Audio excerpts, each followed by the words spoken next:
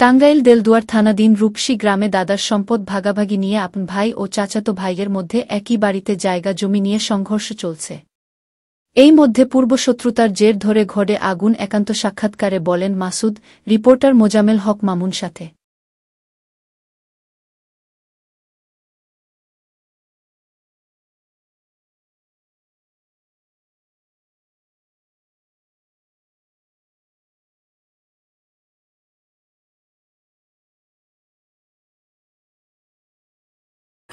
আচ্ছা কাকা, আপনারা কয় ভাই?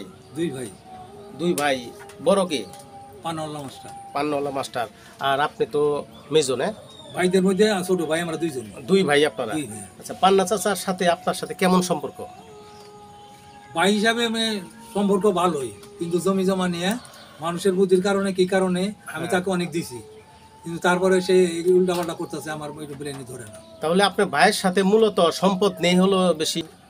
40 শতক জায়গা, যে 40 শতক অন্য জায়গার চেয়ে ডাবলেরও বেশি দাম।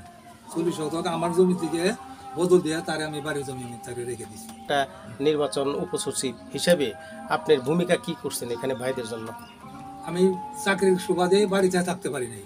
পাবলিক যে কমিউনিকেশন, এটা আমার বিরাট একটা গ্যাপ হয়ে গেছে। যেমন বাড়িতে আমি আর ভাই মিলে বাবের অংশে 8 শতক জায়গা পাইছিলাম, এক একজনে 4 করে পাইতাম। সেই চারের মধ্যে ভাইকে আমি ওই যে বললাম যে প্রায় 16.5 শতক বাড়ির জায়গা রেখে দিছি। আমার ওই যে অনেক জমি, আমার জমির বদলে, এবং দলিল খরচটা আমি দিছি। আর দিছি চকের জমিও, মা বোনের জমি, সবটা জমি তারা ওই বাবা মারা গেছে 85-এ, 86-এ তারা জমিটা তারা বাড়ি করে নিছে, যেহেতু তাদের কোনো ভরণ পোষণ ভাই এবং ভাবি করে না। আমার ভাবি আমার মা বোনের কথা শুনলে আতকুটি মনে হয়েছে মারা যাবে। এই কারণে তারা এই জমিটা তারা নিয়ে যেতে চেয়েছিল। পরে আমি তাকে রিকোয়েস্ট করে মা বোনের জমি তাকে অর্ধেক আমি এখন খাওয়াচ্ছি। আমার কথায় তারা এখনো খাওয়াচ্ছে। এখন যেহেতু তারা তার কোনো কৃতজ্ঞতা স্বীকার করে না, ফলে যার যার জমি তারা অনেকটাই আমার কাছে লিখে দিয়েছে। আবার যার যারটা আছে, যেটা আছে সেটা তারা বুক করতে চায়, কিন্তু সেটা তাকে বুক করতে দেয়। আর এই পাশে আমার স্বাস্থ্য ভাই আছে মাসুদরা 3 ভাই, দিছি 2 ডিসেম্বর জায়গা। মাসুদ, মাহফুজ, বুলবুল, এর 3 জন আপনার কি হয়? আপন চাচাতো ভাই। আপন চাচাতো ভাই। হ্যাঁ। তার বাবার নাম কি ছিলেন? ইমতাজ আলী তালুকদার। আপনার মুখে যা আমরা জানতে পেলাম, এখন কি আপনি কোনো আইনের সহযোগিতা চেয়েছেন? হ্যাঁ, অভিযোগ থানায় অভিযোগ করছি। আমার বড় ছেলের বলছি তুই তাড়াতাড়ি থানায় গিয়ে অভিযোগ দিই। সে এখানে এসে প্রথমে ওদের না করছে, না শুনে নাই, পরে থানায় যে অভিযোগ করছে। অভিযোগ করলে পরে আবার ওই দিক দিয়ে আমি ঢাকা থেকে আমি আসছি, পাকুল্লার নাইমে ওর সাথে যোগ দিয়ে আমি ওই থানায় ওসি সাহেবের সাথে কথা বলছি। তো ওসি সাহেব ফোর্স পাঠাচ্ছে, পুলিশ পাঠাচ্ছে। পুলিশ আইসাই ওদের না করে গেছে, তোমরা পার্দার গাছ কাটো না, কাটলে পরে কিন্তু আমরা ধরে নেব। এই কথা শুনি না ওরা কাজ বন্ধ রাখছে। তারপর পুলিশ চলে যাওয়ার পর আমি ঘরে খাইয়ে একটু বসছি। গাছটা কাটতে অর্ডার দিছে কে? অর্ডার তো কেউ দেয় নাই, পুলিশও না করে গেছে। হ্যাঁ, তাহলে গাছটা কাটতেছে কে? কে মাহফুজ পক্ষেরা?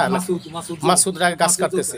আচ্ছা, ওইখানে আপনার ছেলে যাওয়ার পরে পরে ওই লেবার যারা গাছ কাটে তারাই ওদেরকে আচ্ছা ছেলেবেলা করছে। ও তারপরে ওখানে রয়েছে। এই ফাঁকে মাসুদ জোর করে যাইয়া তারপরে ওরে দিছে বাড়ি। কাকে বাড়ি দিছে? আমার ছেলে সাইফুল্লাহকে জি। বাড়ি দিলে পরে তারপরে ওই আমার যে কাজে মেয়ে ছিল আরো লোক যারা জুড়ছে তারা ফেরানোর চেষ্টা করছে। প্রথমে যে মাথায় যে বাড়ি দিছে বাঁশ দিয়া, এটা সে হাত দিয়ে ফিরাইছে, ফেরা গিয়ে ওর যে হাতটা ভেঙে গেছে। কার? আমার ছেলে।